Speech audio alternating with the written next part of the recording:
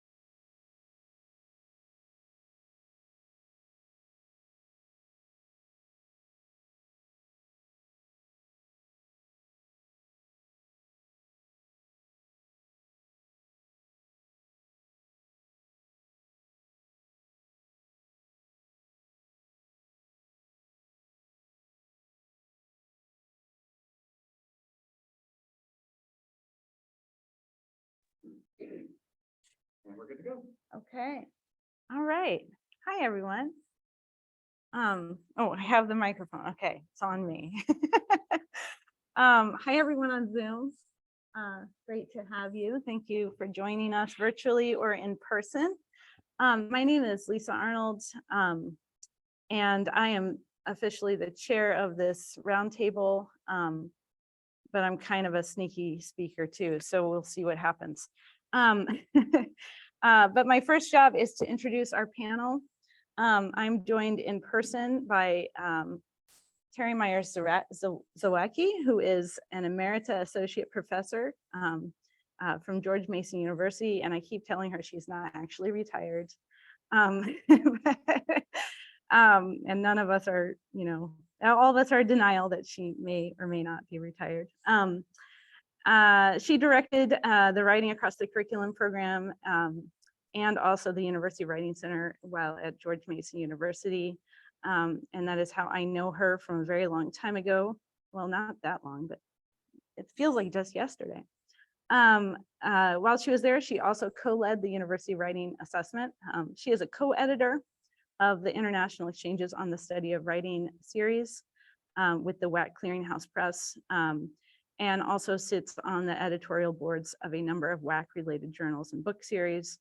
Her publications include the co-authored Engaged Writers and Dynamic Disciplines, Research on the Academic Writing Life with Chris Tice, and the co-edited collections, IWAC and Second Language Writers, Research Towards Linguistically and Culturally Inclusive Programs and Practices, Writing Across the Curriculum, a Critical Source Book, and Rewriting the Center, Approaches to Supporting Graduate Students in the Writing Center.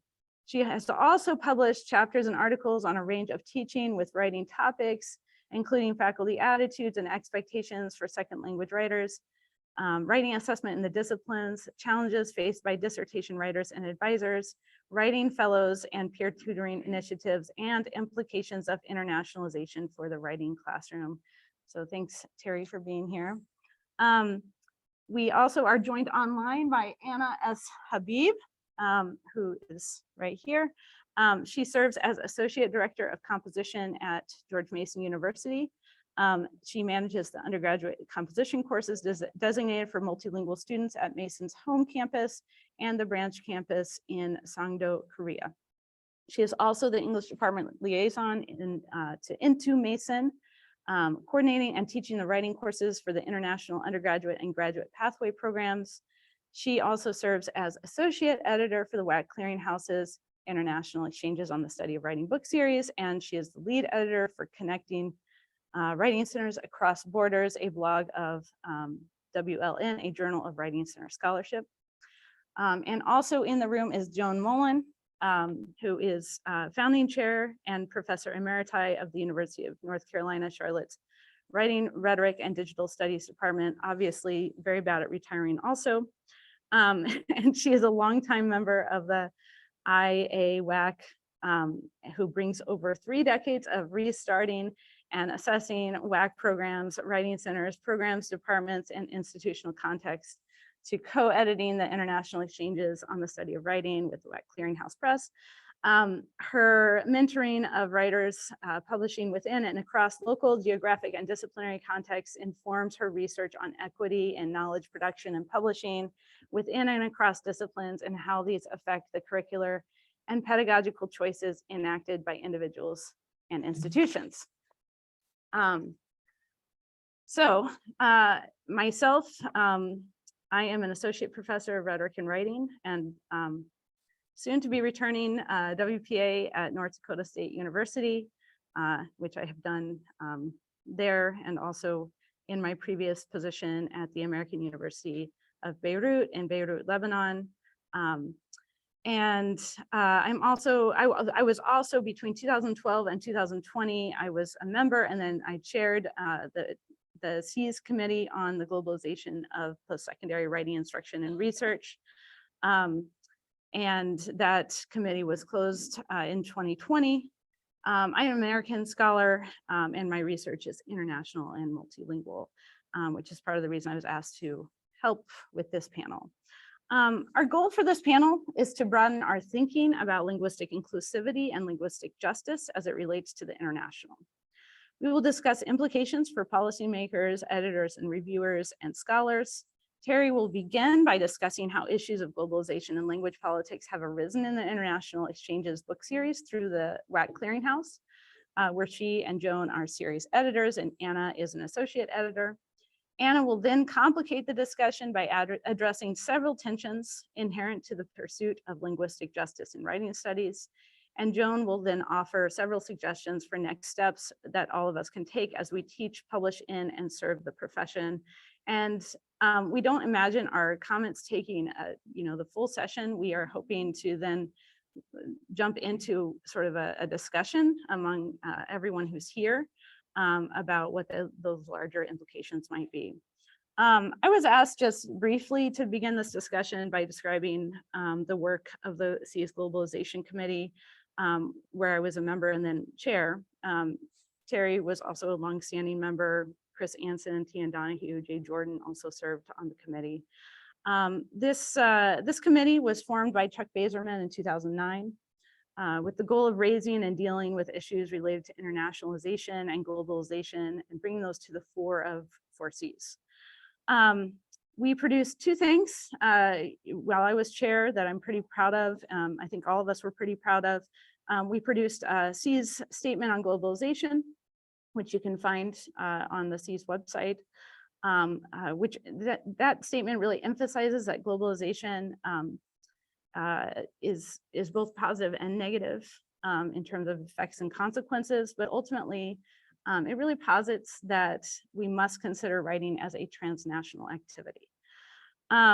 The other thing that we did toward the end of my time as chair was we ran and produced a report on a globalization survey with SEAS members. We asked about their writing responses, their writing programs' responses to globalization, how they felt it impacted their work. And we had quite a large response. We had about 285 members who responded, and we analyzed those results. And one of the things, just being on that committee and sort of being introduced to that work while I was located in Beirut, and then as I transitioned back to the United States, one of I think the ongoing issues that we dealt with on that committee and that we wanted to work on was really promoting true transnational exchanges in the form of the conference. We really, I think all of us who were on that committee were really, insistent that so much of the conversations in our discipline remain centralized in the United States. They remain, sort of with an underlying assumption that writing is monolingual. And ultimately, I think we really tried, but we, in some ways, we may have failed to make real and significant headway at SEAS, especially in terms of opening up the conference beyond the United States. I don't know if Terry agrees with that, but that's kind of my sense from, and we did good work. We did what we could, but we can only do so much. I do think that kind of connects to what my fellow panelists are going to talk about related to the International Exchanges series, what we've learned from that, both professionally and also personally, and some of the impetus for the creation of that series and the work that it's really continuing to do, which I would argue has been really exciting and successful. So that's all I'm going to say. I'm going to hand it over to Terry. And you want me to do? Yes, please.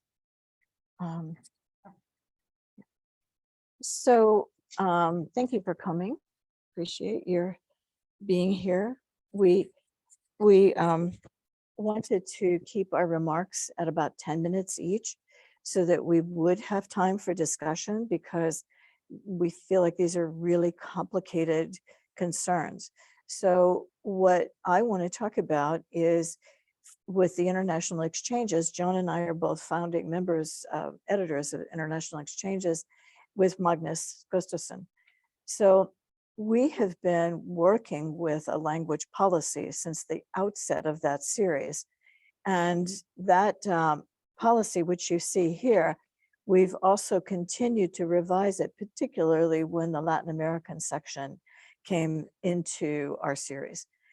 So I've bolded some areas that I wanted to point out here, that where we're making a statement about what we see as international here and our own situatedness and location in the US. So we're interested in different regions, languages, and traditions we acknowledge, develop their own relatively specific perspectives and methodologies to address their own interest and research problems. This diversity is not always apparent as center periphery dynamics and knowledge making often prevent an equal international exchange of scholarship. So we put this out there right at the beginning. With Federico Navarro, who's now in Argentina, we began the Latin America section. So now we can publish through that section, which Mike Palmquist and Federico did enormous labor and time to get this started. So they do work and submit, you can submit manuscripts in English, Spanish, Portuguese, or a combination of those languages. Federico has just stepped back, but we have two wonderful co-editors of that section. And we hope to continue this expansion. And that's one of the things that I want to talk a little bit about today, is that we want to expand, and if queried in advance, we can consider manuscripts submitted in additional languages, depending upon the availability of guest editors and other production resources. All right, so now I want to skip to the next slide. So as I just mentioned, our intention then was to publish scholarly books across national and disciplinary boundaries and language boundaries as permitted. So while it continues to be our goal to be open to publishing in a range of languages, there are considerable time constraints. This is volunteer time for all of us, and funding, where we don't, the clearinghouse runs on donations. So to be able to expand, we would need to, Mike needs money to support peer reviewers, translators, and copy editors in the language of expansion. So those are some of the constraints, and also constraints if we wanted to publish in Arabic, which we like to, but they read from the back going the other for us, plus the characters, and Chinese. So on this slide, you'll see traces of an ongoing discussion that we, i.e. editors, have been having about revising and editing diverse Englishes and rhetorics. So this is, I'm going back to publications in English, but from diverse language groups and countries. So the first paragraph here focuses on our editing practices. So, and this, by the way, is still draft language. It's not on our site yet, right, John? We're still really working with this. So, however, on editing global Englishes, it is also likely that many collections are published in English with authors for whom English is an additional language. The editorial work under such circumstances risks solidifying monolingual English expectations at the cost of author identities and voices. While it is true that scholarly stringency and clarity of communication are core to the series, we must also be able to acknowledge language expressions and rhetorical patterns from contexts other than English-oriented ones. So this is, how do we do that? Which is part of what I'm going to talk about. And then possibly this is another discussion. Could you put the bar so people who can see that? Okay, thanks. So every project submitted to the IE series should contain in the introduction or a separate section a language statement that explains the rhetorical tradition on which the text is based in order to help us read more reflectively about our language processes. The language statement should articulate how the richer language and cultural experience readers will encounter is an integral dimension of the collection. So in this paragraph, one of the things we've been talking about is we're putting the burden on the authors and editors of another language coming from another background to explain themselves to us. We're also, though, we want to train, we realize we need to train, in a sense, peer reviewers, readers, and in fact, ourselves, how to read these texts written in English with as an additional language or in a language other than English. So how do you cue? These might be our values, but how do we cue all these other audiences? So this is something we've been talking about.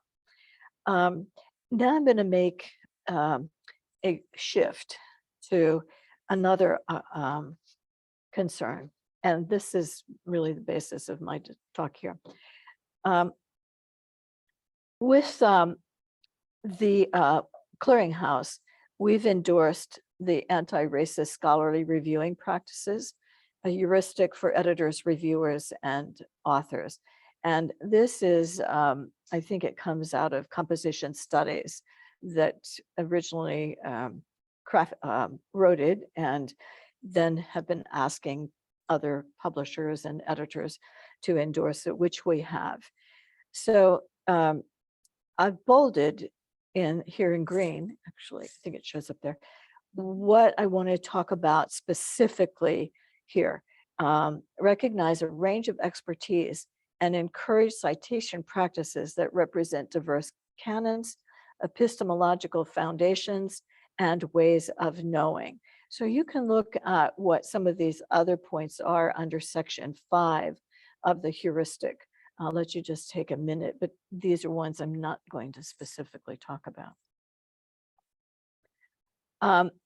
So going back to now the one in green, I've highlighted this because while we can recognize a range of expertise and encourage practices that represent diverse epistemological foundations, the move from recognizing and encouraging to reviewing and editing can be a fraught and complicated process, bringing up questions around how to respond effectively as reviewers and editors when we encounter diverse Englishes and perhaps more challenging, differing epistemological, rhetorical, and research traditions.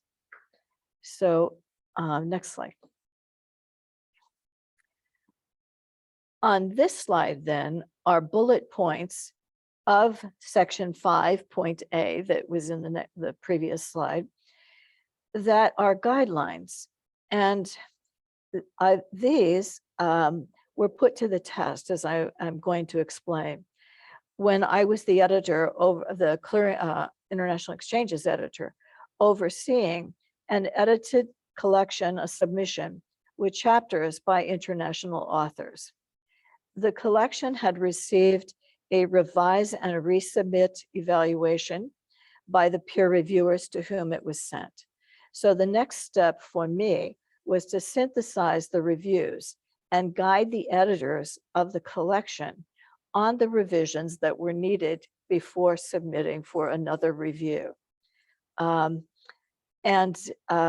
Before I talk about that particular case, then I also want to say that one of the peer reviewers is himself an English L2 international scholar. So he kindly, generously gave lots of commentary on chapters, which reviewers don't always do. And that was much appreciated. So then my task, again, was to synthesize the reviews, but also to take those comments on the chapters that he put in text and give those to the editors of the collection. So let me read these before I talk about this particular chapter in the collection that's going to then be the rest of my remarks. Reviewers and editors recognize and support research that pushes at field boundaries and consider how to encourage authors to show connections without shutting down or being defensive about expansion. Reviewers and editors read and respond to work on its own terms without demanding it be reframed through dominant forms of expertise. Reviewers respect the lived experiences as a source of expertise and excellence where appropriate. Reviewers and editors account for the relationship between positionalities and expertises and value a variety of expertise. Do not position one kind of expertise as universal. So now I want to tell you about this chapter. And I'm going to be somewhat general so as not to compromise the identity of the book editors. The book is still going through another review. Or the chapter author. The chapter author, an English L2 instructor of color, teaching writing at a US institution. I'll describe the issues that I encountered in commenting on my and the peer reviewer wrote extensive commentary around a central claim and a seeming lack of evidence to support that claim. The chapter argued that US students are racist. And as evidence, the author described his experience of students' resistance to his accent, linguistic bias, and overall resistance to his teaching. In my comments, I asked the author to develop the argument further to make the connection clearer between the student's behavior and the claim of racism. I could see pretty clearly the linguistic bias the author described, but there seemed to be a leap from students' resistance to the around language to resistance based on the author's race. I asked the author to explain his reasoning more fully, to connect the dots, and so to speak, between linguistic bias and the racism the author perceived. I believe I was encouraging in my responses and respectful of the author's lived experience when I asked for more development around the racism claims, including that the author be more explicit about his own racial identity, rather than assuming that the reader would infer it from his first language and country of origin. The author, however, took strong exception to my comments, particularly to my use of the word perceived racism, saying that the reviewer, my comments were anonymous, was racist and needed to be made aware of the anti-racist scholarship on respecting the lived experience of racism and narrative as acceptable evidence in his culture. Needless to say, I was stung. And after my first reaction that he'd missed my point about providing more evidence, I went back to reread the chapter to see where I may have missed his points, the connections that may have been there, even if only generally. For example, references in the introduction to his chapter to the literature on race and teaching. I revised some of my comments to acknowledge what I'd missed, while still asking for more explicitness in the narrative around his central claim. The author was unmoved and was not interested in revising, which I regret because I think his discussion of linguistic bias would have been an important contribution to the collection. I continue to reflect on this reviewing experience and what I've taken away from it, including how to be more attentive, a more attentive reader, looking for what is there, even if it doesn't conform to what I think should be there. So this is something in the roundtable that I want to open up to discussion. And now I'll turn it over to Anna. Thanks, Terry. Can everybody hear me? Yes. Okay, great. Thank you. So I'm gonna pull on some of the threads that Terry referenced in this talk, but mostly I'm gonna pose more questions that I think then Joan will take up in her portion of the presentation. As Terry was talking, we see that there's a great effort in the field of writing studies and across different fields and institutions to make moves towards social change and to upend, standard language ideologies and dominant research traditions. And we're trying really hard as a field and as, program administrators, writing teachers and editors and reviewers to be responsive to this cultural moment that we're inhabiting.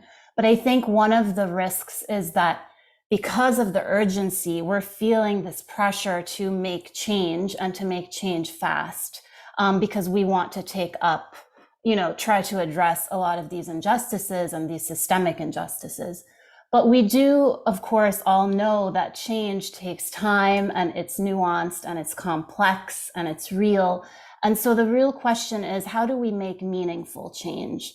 And so today in this portion, I'm going to pose 4 questions to guide our thinking through what meaningful change might look like. In the next slide, you'll see I have these screenshots from the 4 C's, the C's position statements over time. And we can see that as a field in writing studies, we have addressed and been responsive to our cultural moments, beginning in 1974 with the students' rights to their own language position statement, and then moving forward in time to 2020 with the demand for Black linguistic justice, and most recently to the 2022 statement on language power and action.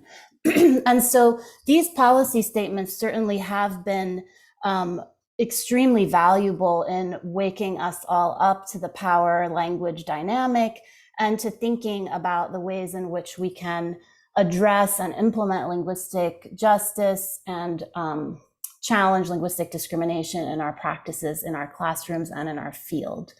And as an editorial group of the international series, we too, in the next slide, are trying to be responsive in the same way and to take up this call. And I would say we are taking a translingual approach, which, as we hopefully all are familiar with, Horner and colleagues call for a new paradigm of translingualism in 2011. And we're doing that, and we're attempting to do that through reflecting asset-based values that, quoting Horner et al., respond to language difference, not only in terms of rights, but also as resources, which Terry was addressing a few minutes ago. We're also attempting to do that as an editorial group by following values-driven processes through which we read with patience, we have a respect for perceived differences within and across all languages, and an attitude of deliberative inquiry. And we are also attempting to take the time to do the reflective work, which I think Terry really just illustrated, to redress dominant practices in our case, in the editorial work. So on the next slide, I'm posing 4 questions that I hope can guide this current reflective work, and sort of in the spirit of pausing, not rushing, not trying to do a quick fix, but really thinking carefully and critically about our work towards more equitable, inclusive, and anti-racist language policies and practices. So in the next few slides, I'm going to pose a question, and then I'll share a brief excerpt from an article that will help illustrate that tension. And hopefully we can, if interested, really dig into them in more detail during the discussion at the end. So the first question I'm posing is on the next slide. How do we avoid reinforcing Eurocentric power structures in our editorial work? And here I'm gonna read some of the bolded points here from this excerpt from an article published in Geoforum journal in 2019 titled Academic Neocolonialism in Writing Spaces. Excuse me. In the article, the authors argue, and we've already sort of touched on this, but that there's a global academic division of labor that plagues contemporary academic production. And the epistemological implications assign Southern, or they're using the global North, global South dynamic or divide. The epistemological implications assign global South knowledge to the status of data for the use of Northern or global North theory. And this establishes, that kind of tension establishes a Eurocentric relationship with the rest of the world, institutionalizing race, gender, and class as patterns of inequities. And they go on to say that because the Global South academic research and publishing is expected to be international in orientation, scholars of the Global South end up being representatives of national identities they study and from which they usually come. So as editors, the question isn't just how do we avoid reinforcing these power structures, but also how do we promote the diversity of people and perspectives into the scholarship. And we just need to think carefully, and we have been having these discussions about how we position ourselves as international organizations or international book series in our case, as we are inviting and soliciting work from global voices or international voices, how that might reinforce the center-periphery dynamic that Terry referred to earlier. And also to think carefully about the locus of enunciation, which is what Walter Mignolo talks a lot about in his decolonial work. We too are international. It just in the global North, right? It just depends on our locus of enunciation. So that's the first question that we've been thinking through and trying to figure out. The second question, which is related but really a different sort of angle, is rather than how do we avoid overemphasizing difference, here we're talking about how do we avoid flattening differences. And for this one, I'm going to draw on Keith Gilliard's article from the special issue in College English in 2016 titled The Rhetoric of Translingualism. And in this article, he really cautions us against oversimplifying who the translanguaging subject is or the multilingual writer or author. So he says the translanguaging subject generally comes off in the scholarly literature as a sort of linguistic every person, which makes it hard to see the suffering and the political imperative as clearly as in the heyday of students' rights to their own language. So while translingualists are clear about the fact that we all differ as language users from each other and in relation to a perceived standard, one of the challenges is that what's overlooked is the recognition that we don't all differ from said standard in the same way. So you can see on the right side in that box, the green box, that the translanguaging subject is a very broad term that could be referring to a very wide range of identities. The cosmopolitan polyglot, the third culture kid, the first generation immigrant, the refugee or asylum seeker, the multi-dialectical monolingual minority speaker. So each one of these identities in and of itself is extremely complex. Also, each one of these identities overlaps probably with another one, and each one of these identities is intersectional with other identity markers. And so when we are working with authors and thinking about giving them, feedback and support through in this editorial project, one of the things we are trying to keep in mind is that not all of the authors are relating to standard English or standard research dominant practices in the same way. I might want feedback on my use of English in a way that another author may not, because they feel that it would be sort of denying their own linguistic identity and practices. The third question that we're thinking through is, how do we avoid neglecting the lived and embodied dimension of the linguistic repertoire and linguistic identity? And that came up a few minutes ago, and the lived experience part of it came up in Terry's example and in the guidelines, the anti-racist guidelines that she shared. So for this one, I just want to draw from Asao Inoue's work on the habits of white language, which, if you're not familiar with, is really a useful framework for thinking about the entrenched ideological views of language and how we're sort of embodying those in our habituated practices. He presents 6 habits, and they're on the right side of the screen. But I'm pulling a very small section from the 6th habit, which he labels as clarity, order, and control. And I know Joan is going to refer to this as well, to these habits. In that 6th habit, he says that in this Western paradigm, post-Enlightenment kind of worldview, words, ideas, and language are disembodied or extracted from the people and their material and emotional context from which the language was created or exists. Language is often separated from those who offer it, and there is limited value given to sensual experiences, considerations of the body, sensations, and feelings. A belief in scientific method, discovery, and knowledge is often primary, as is a reliance on deductive logics. And so the real question isn't just how do we avoid neglecting the lived and embodied dimension, but how do we invite the body and the biography of the authors into the publishing process? And I think one of the points Terry made earlier, where she was showing the language we're kind of working through as editors of the IE, where we ask authors perhaps to write a language statement to go along with their work, is one way that we're attempting to do that. But as Terry mentioned, that is also fraught and rather complex.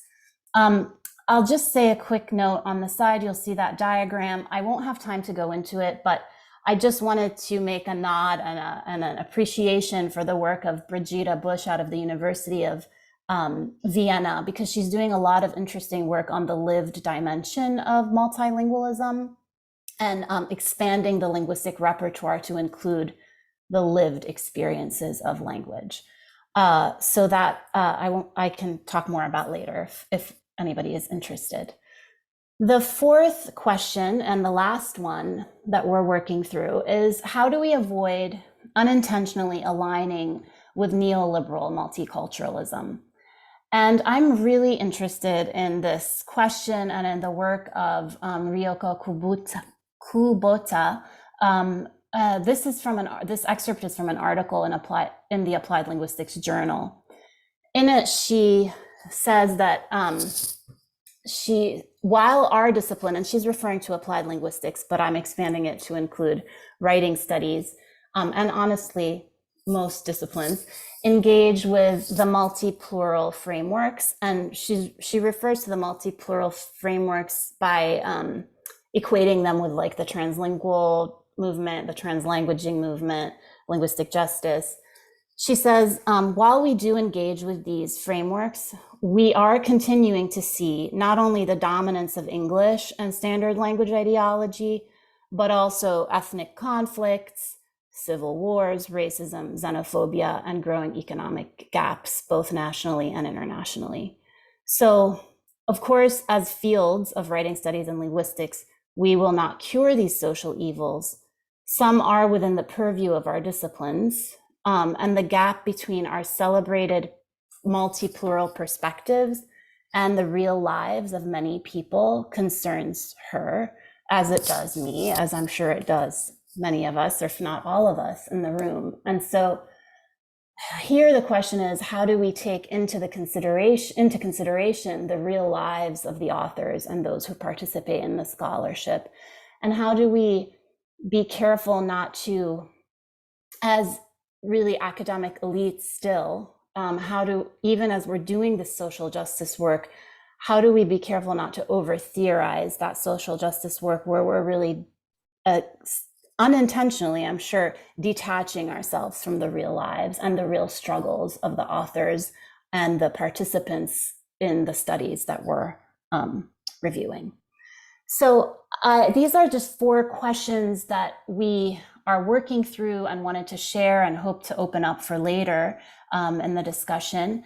I'll just end with a quote by Ellen Cushman from the same special issue on translingualism, where she says that emancipatory projects in composition studies, and I'll extend to academic publishing, fall short of their social justice goals because they critique a content or a place of practice without revealing and altering their own structuring tenets. And so our question, if we are trying to make meaningful change and deep change, are we as an editorial team revealing and altering our own structuring tenets? And how can we do that work? And so Joan is going to help us interrogate that.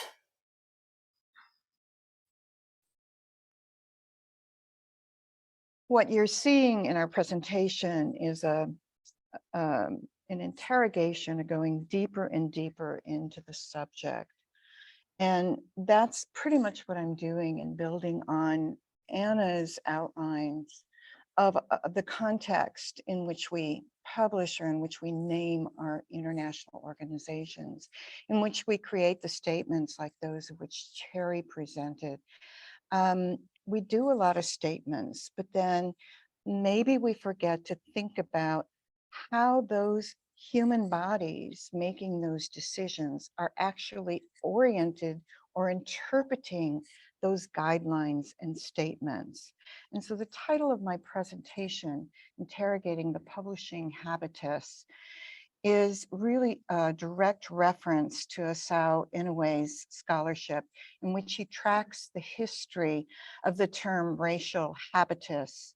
He builds on interrogations of others, and Inoue calls a racial habitus a structuring structure, one that exists not just in individuals, but beyond and outside of bodies, in discourse, in dispositions, and towards texts. I'm not appropriating his term, but rather I see it as the lens through which we can examine our publishing habitus and our statements of scholarly reviewing that Terry referred to. In other words, despite our best intentions, the racial habitus really informs our publishing practices that arise within it. I gotta figure this out. So if you take a look at this and we think about next steps, what that means, I want you to think about what we think when we publish, when we author, when we propose something, if you're an editor, what you see, if you're a reviewer, what you see, you're likely looking for these characteristics as you read or write. They've certainly been taught to me. There's a focus on reason and order. I have to control the text. You know, empiricism is all scientific method. If there's not objectivity, what is that? Subjectivity has to be transparent. The text should be evaluated for thoroughness. Is there clarity and consistency? And an article really needs to be useful, applicable, have some kind of unity with pragmatic outcomes. You know, these have certainly made sense to me. And anyone working with me knows that my favorite phrase is, so what's the so what? All right, yeah, confirmation from Terry here. And the problem with these characteristics and these guiding principles of ours is that these are the characteristics that Asau, in a way, lays out as habits of white language. And they're the ones actually that Anna referred to, those 6 characteristics. This again is looking at the clarity, order, and control one only, although the others are certainly applicable. This list, and perhaps our agreement with it, underscores how difficult it can be for those of us within the structure, in this case, the publishing structure, to recognize the difference between our publishing habitus and linguistic equity. Again, take a look at those, you know, they make sense, but they don't make sense when you're pushing against that habitus. As a book series lead of an edited collection, written in English by multilingual scholars, I recently read over a chapter, and quite frankly, I couldn't understand it. I had no idea what this scholar writing in English, not the first language, was trying to say. And at first I thought, you know, maybe I just can't see through the accent here, you know, but maybe the chapter really doesn't make sense, you know, and then what happened next to me was that somewhat typical concerns arose. And those were, well, who's going to read this if it's not published in standard academic English? You know, is it readable? Is anybody going to pay attention to this? And then the second thing, you know, if the connections and logic aren't obvious, you know, is the research really credible? Is that going to reflect badly on the collection? All of these editorial questions arise, and they're like rubber bands. They just keep coming up. I can make editorial suggestions, but is the author, not being a center scholar, going to take my suggestions as corrective? And they usually do. And so they change it because I have said it, and I don't want to do that. So I think these questions that I ask about readability and you know, research are pretty obvious, and you could hear them play out in the example that Terry gave. And yet I know that they can also be driven by this habitus that we've been speaking about. And even though I have conversations with multilingual scholars about this work, even though we have these conversations, I found myself, you know, not the expert in the room when it came to this particular chapter. But because of all these conversations, I really was able this time to recognize and wrestle with my own structuring. What I did in this case was to hand the chapter over to a colleague who could see through the accented standard academic English that was expected, to how this particular scholar was marshaling her linguistic tools, and how her perception of the publishing habitus was actually shaping her language, given her cultural frame. Not only, though, was the scholar bringing her literacy tradition to the paper, but she was also bringing an awareness of the global publishing habitus that demands she translate some things that are sometimes just untranslatable in English. And yet she was trying to do it. Scholars outside of the center know that English is considered the lingua franca, as Anna pointed out, and the resulting publishers' habitus has been adopted by their country, so they're being pressured to publish in English. They also know that it's only if someone from the center is interested in a periphery issue that that topic is validated. in the larger scholarly world. And so they often, periphery research often therefore tends to replicate center scholarship or confirms it with slight adjustments in order to even be recognized and gain validation. In this case, the scholar was trying to take a frame that doesn't fit into a center way of thinking and make it fit, and it was falling apart, right? These pressures affect and erase scholarly traditions in ways that we can see when we hear and understand periphery scholars' lived experiences, which is in some of the research that you'll see mentioned in our bibliography. So I offer as a first action toward changing the publishing habitus that we chip away at our own howl, at our own habits of white languaging.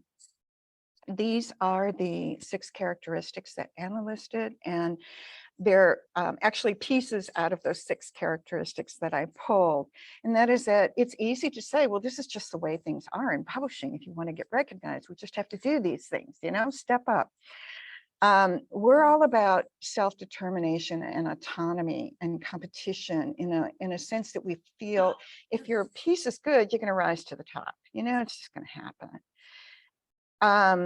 Habits of white language also take up the notion that voice is neutral and apolitical. And we have a lot of scholarship in our field saying this is not true. But I wonder when we read a piece, what is going on in the background that we may need to double check, because I'm not so sure it's as true in our field as we might think it is. And that's because, oh yeah, we're human. Habits of white languaging also believes in self-determination. It looks as a lack of performance as a weakness in scholarship, a weakness in ability to understand the larger publishing world. It equates fairness with sameness, and again, focuses on reason, order, and control as guiding principles for understanding. So we want to find scholarship that helps us unpack our closely held structures and really reconsider them. But unfortunately, this is problematic. If you notice my search here, and I use different search terms, and I just pulled this screenshot, but I tried different search terms. And what I was looking for was an African conference on academic writing in Africa. And all I received in my locus in the US were hits that gave me African conferences in England and the US on Africa. And if that isn't an example of a center peripheral issue, I don't know what is.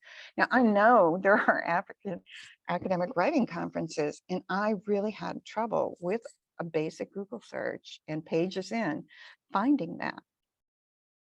So we're capable researchers. We know how to do research. And my suggestions here is really that we need to seek out scholarship very, very determinedly.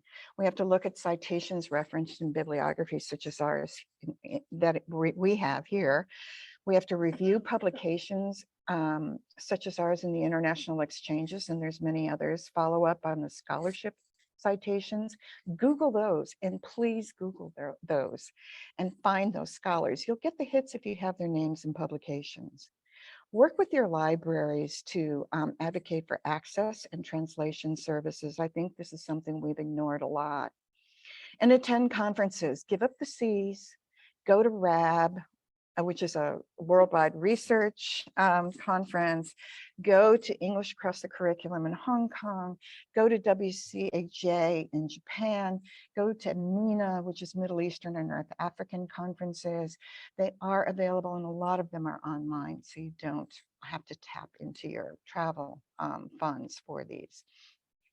And continue the Google searches for all of these, because the more you search, the more you begin to change the algorithms, right? So that's a huge and crucial piece of what we can actually do when we think about being an activist, even in our local spot.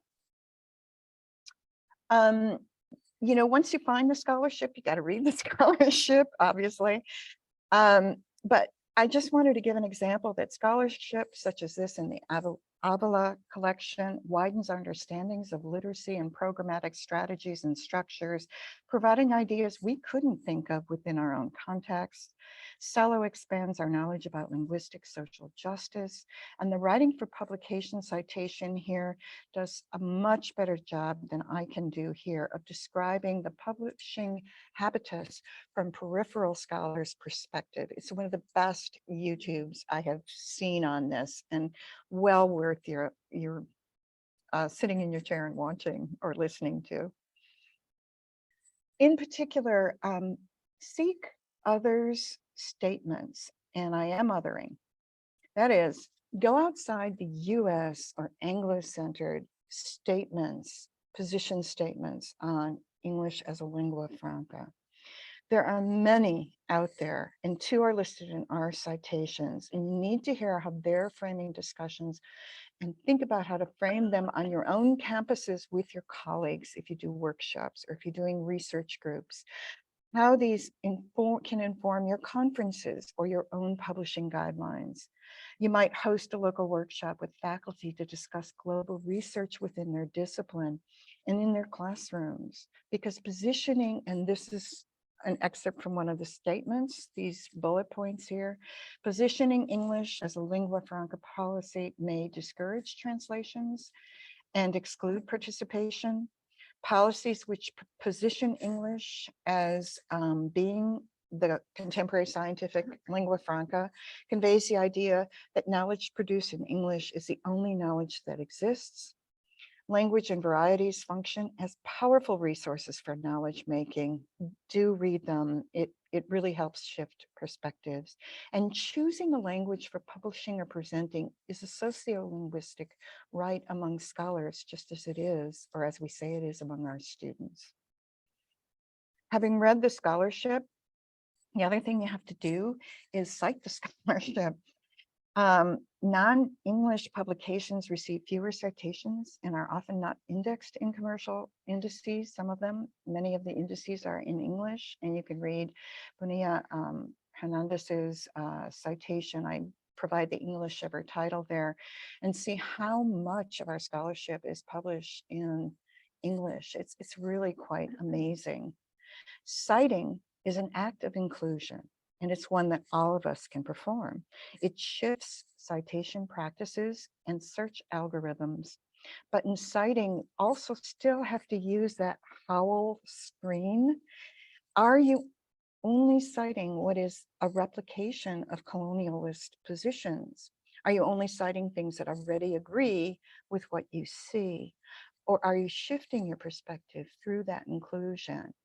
These are continual questions that we debate and that we have to ask ourselves, our colleagues, co-authors, and publishers. You know, once you are aware, please stay aware. Think about hosting webinars that address how publications and research are valued. Seek international perspective webinars. A lot of them are out there. Seek and include non-English articles and Anglo-oriented publications. Public and work with translations. And I did a site, no, I took out that citation. Check your own language. I'm sorry, went ahead. Check your own language also. As I was doing this presentation, I became somewhat horrified that I was lowercasing periphery and capitalizing center. And I'm going, oh my gosh, it's built into me, right?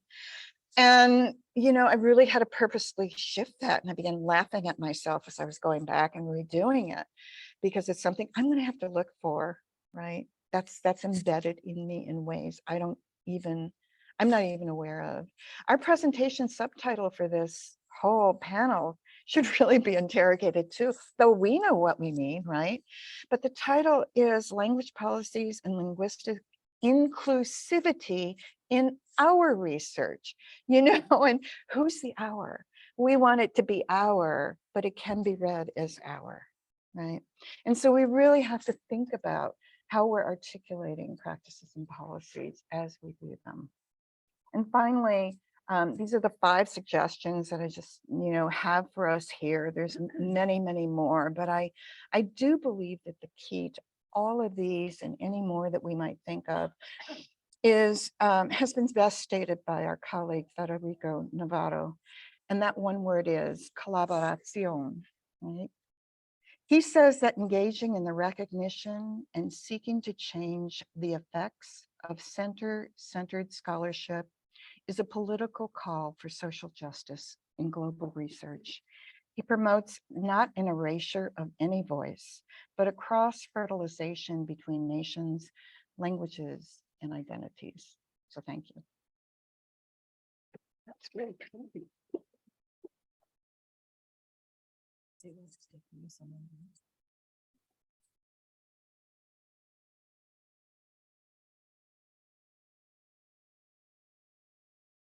So I think we're open to questions at this point. Oh, yeah.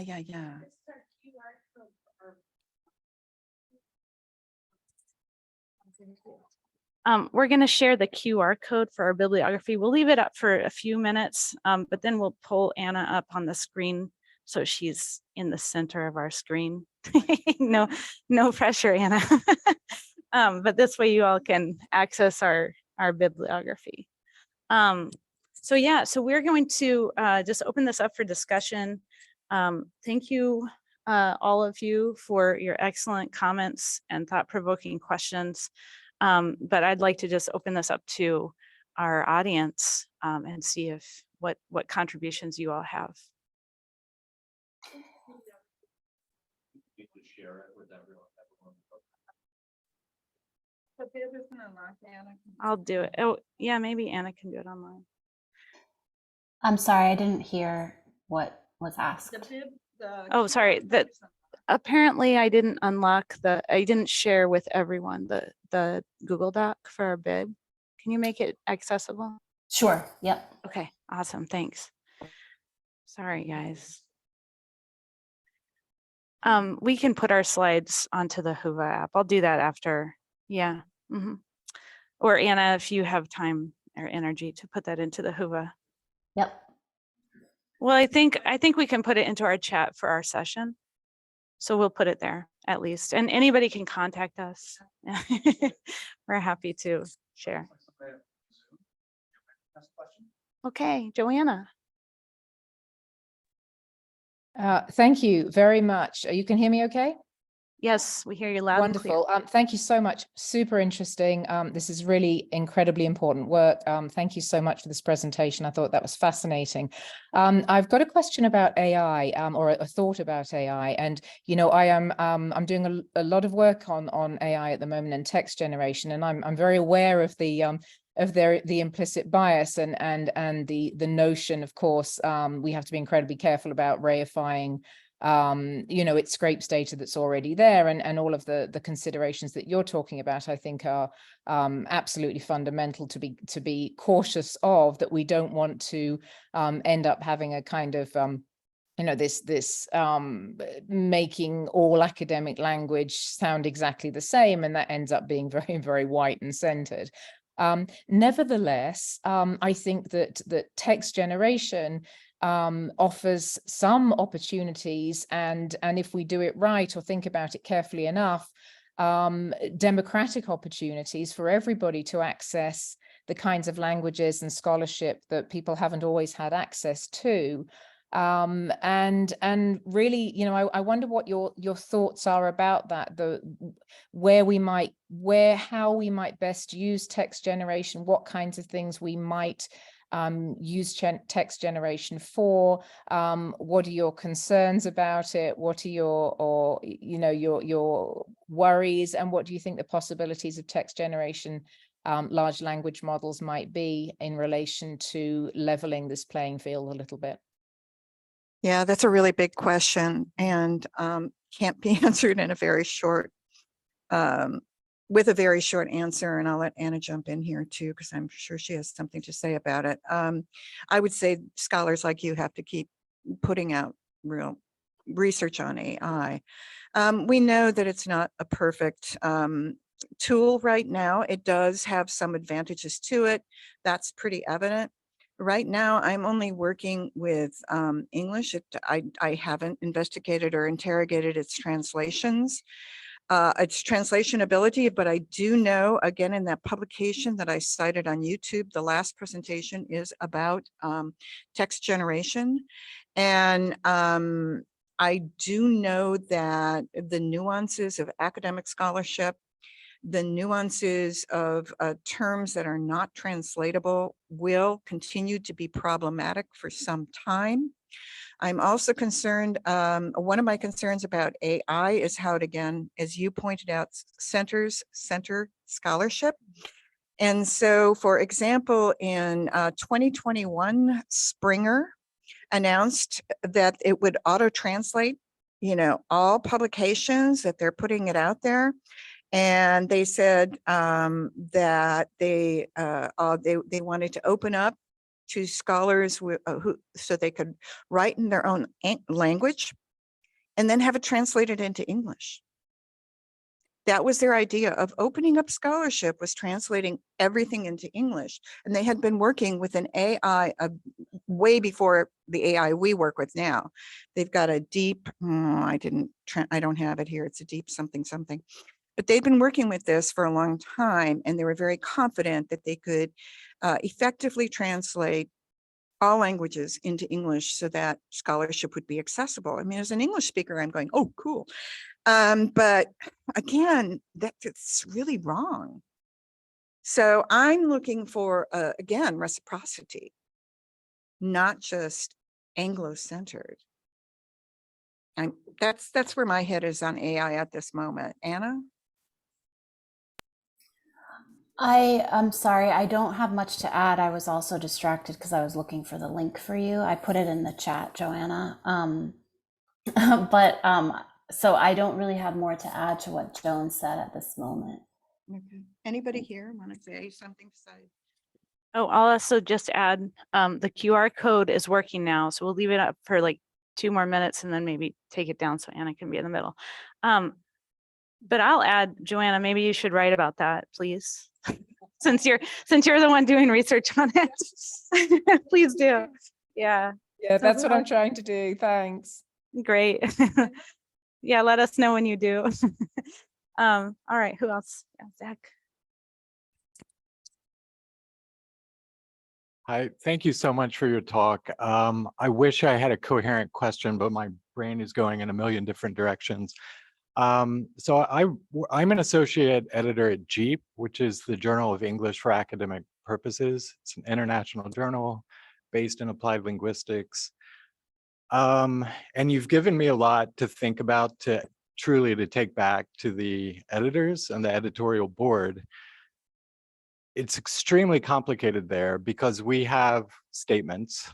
We have a linguistic diversity, linguistic inclusivity statement on our guide for authors, but it's very haphazard how we as editors and how peer reviewers enact that statement, and it's fairly chaotic. So for example, 75% or so of our articles are desk rejected for language, and there are different categories: desk rejection for scope, desk rejection for kind of innovativeness, potential to contribute to the field, and then desk rejection for language. That remains one of the, I think, the most popular desk rejection subcategory. But then it gets even more complicated because when we invite peer reviewers who share the author's L1, they are often the harshest on language. So there's a standard English ideology happening among reviewers. So anyway, my larger point is how to operationalize this stuff just invites more and more questions. So I really appreciate that you got it. I think all the questions we've been thinking about. Yeah. Yeah, I just want to ask you a question. So for your reviewers, are those reviewers monolingual?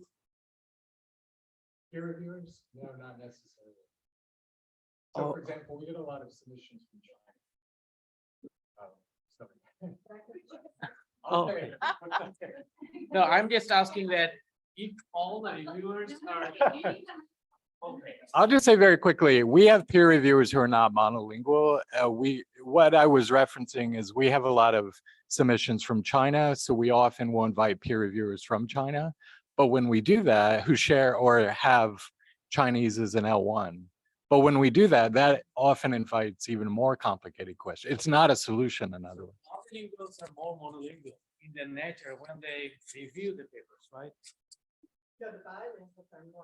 Monolingual in their nature while they review their, so we have to decolonize that habit of those bilinguals that you cannot impose or invite monolingualism since you are a bilingual and you cannot do that. So they are doubly colonizing the habitus.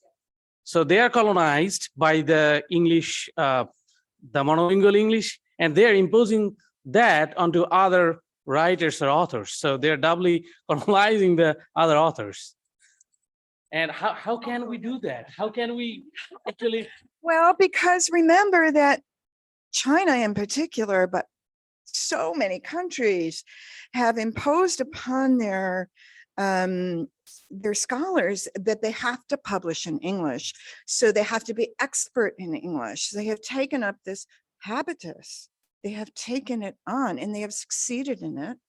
And so the expectations and habits of white language, the expectation is that others rise to that level. And if they can't, something's wrong with them, right?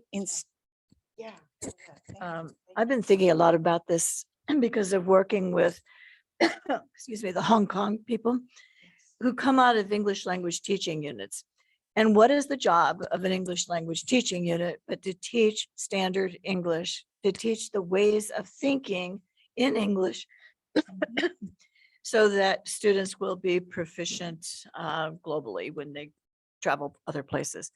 I think that, and the Hong Kong folks have also been asking me a lot of questions about AI, which I'm not prepared to answer either, but it's the standardization of English that I can see with AI too. But what is the work of an ELTU? And then the other thing I've observed with ELTUs, no matter where they may be, is that they are not particularly like, has to be standard.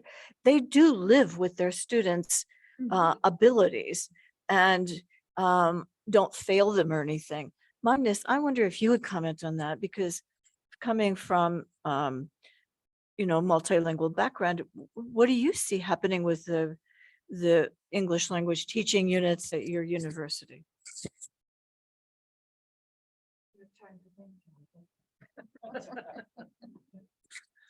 Yeah, thank you for that question. It is a challenging question, and I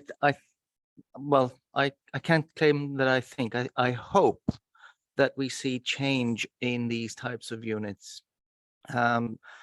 Management level will require certain English levels. We have the admission requirements, etc., IELTS exams, etc.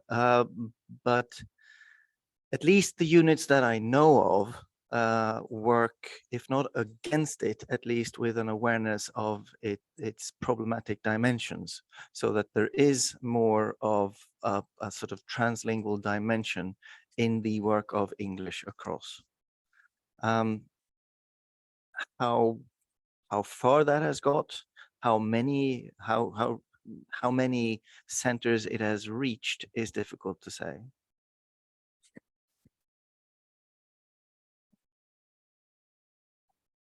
Anna? Yes. Did you want me to respond? I was just thinking about one of the points I made earlier about this neoliberal multiculturalism and the idea of the dangers of imposing our own. Certainly, we do want to raise awareness about interrogating the habitus, but we also want to be careful not to impose that framework on other contexts. And so that's what came up to me. It came up when you were talking, and when one of the attendees, I'm sorry, I can't see the other side of the room, mentioned this idea of like the double sort of colonization that's happening there. So I've just been thinking a lot about these social justice frameworks and how they are coming from the center, and how in many cases for the people in these other parts of the world, there are very important material and lived and real reasons why they need to have access to this type of standard English or this habitus. And so I am always caught in that tension, wanting to be, challenging those structures, yet at the same time wanting to be respectful of the lived and material needs of the different populations. That it was the same argument when Ebonics issue came up. It was like, Ebonics, allow them. And then the response of the same scholars were, yeah, and you're cutting my students out of access to power structures. So it's that tension that we continually need to interrogate. And I think that's why the collaboration is so strong. Oh, go ahead. Yeah. Yeah, I will do.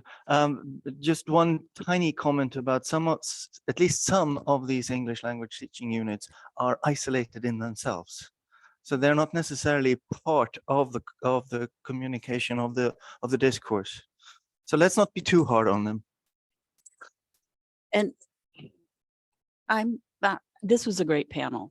I mean, you are bringing up issues that really transcend what the core of this really is, the connections between language, culture, history, knowledge. Yes, all of those things. And I think we're focusing on English as center, but that also means English as the history of science and disciplines in the United States, right? And so I think, as you were saying, this is so layered. But a couple things came to mind, and I teach in STEM, and I get a lot of students from STEM. One of the ways maybe to think about this is to start introducing students to other histories. For example, I teach rhetoric of science and technology, and I always begin, a lot of the Western tradition starts with the Enlightenment. I start with Islamic science and the House of Wisdom, and talk about even, how knowledge came to Europe, and even how Copernicus plagiarized, a Middle Eastern scholar. You can look at the two drawings and they're the same, right? And Copernicus gets credit, but the Middle Eastern scholar does not, right? So we start talking about knowledge production and the history of knowledge. And I'm wondering if that's one way to decenter, right, is to actually say, well, wait a minute, right? There's always a lingua franca. I mean, there's always been that. But I think what the important thing, so the one thing I want to say is that to expand our own knowledge, right? And I also bring in history of science and some theory about destabilizing science, right? To put that in a context. So that might be one way to think about language, is knowledge production and culture. The other thing that just came into my mind as you were talking was Anne-Marie Moll, whose work on, she's an anthropologist, and her book is incredible because it talks about how, and it's about multiples, how we think we're talking about one thing, but we're really talking about different approaches, which make them all different experiences. It's about ontology. And so the way this book is written, so I'm thinking new genres, the way this book is written is the top pages as you move across are the experience, right? Her ethnographic work, but the bottom is the theory, which is very interesting because you're engaged in the narrative of all these different ways of knowing. And then the academic part of it is, instead of having, they're kind of notes at the bottom, but it's an ongoing dialogue, right? With you as an author. You start to read this as, you think you're reading it as two separate texts, but it's kind of a meta-narrative about the narrative, which is very interesting. And it gives itself over to understanding totally differently. By the time you get through, it's like, oh yeah, so but I think this is great. Thank you. We have to end the presentation, but thank you. And especially I want to end it because Ligia Mihutz, who was in here, is going to be giving the keynote. It's going to be awesome. So please go have your lunch and enjoy that talk. I think it's going to align a lot with what we were talking about in here. So I'm excited. Thank you, guys. Thank you, everyone on Zoom. Thank you. Have a nice day. Thanks, Anna. Yep. Bye.